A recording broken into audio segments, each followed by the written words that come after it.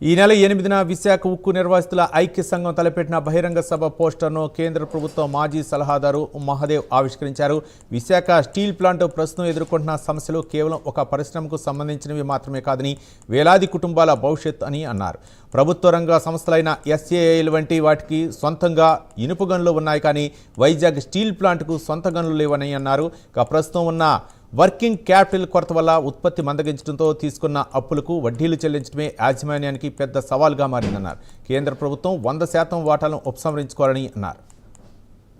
Visakhapatnam steel plant ఇక్కడ ఉందంటే కారణం నిర్వాసితులను ముద్రవేయబడ్డ ఈ భూదాతలే. 72లో ఈ స్టీల్ ప్లాంట్ పెట్టినప్పుడు వీళ్ళ తాతలు తండ్రులు వీళ్ళందరూ వీళ్ళకి ఉద్యోగాలు వస్తాయని చెప్పి ఆ రోజున ఏదో ప్రతిఫలం ఆశించి కాదు, చిన్న రిలీఫ్ తీసుకొని భూములన్నీ దరిదాపులో 22,000 ఎకరాల భూములు ఇచ్చారు.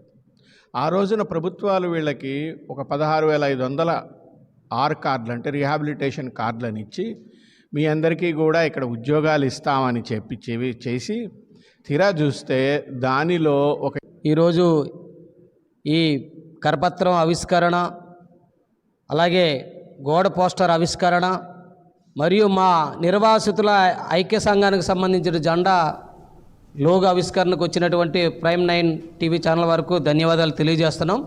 ముఖ్యంగా ఈ కరపత్రం కానీ గోడ పోస్టర్ కానీ ఆవిష్కరణ ఫిబ్రవరి 8వ తారీఖు మధ్యాహ్నం 2 గంటలకు లంకా గ్రౌండ్లో భారీ ప్రజాగర్జన నిర్వాసితుల ప్రజాగర్జన బహిరంగ సభను నిర్వహిస్తున్నాము. ఈ సభకి నిర్వాసితులు కుటుంబాలతో భార్య భర్త పిల్లలతో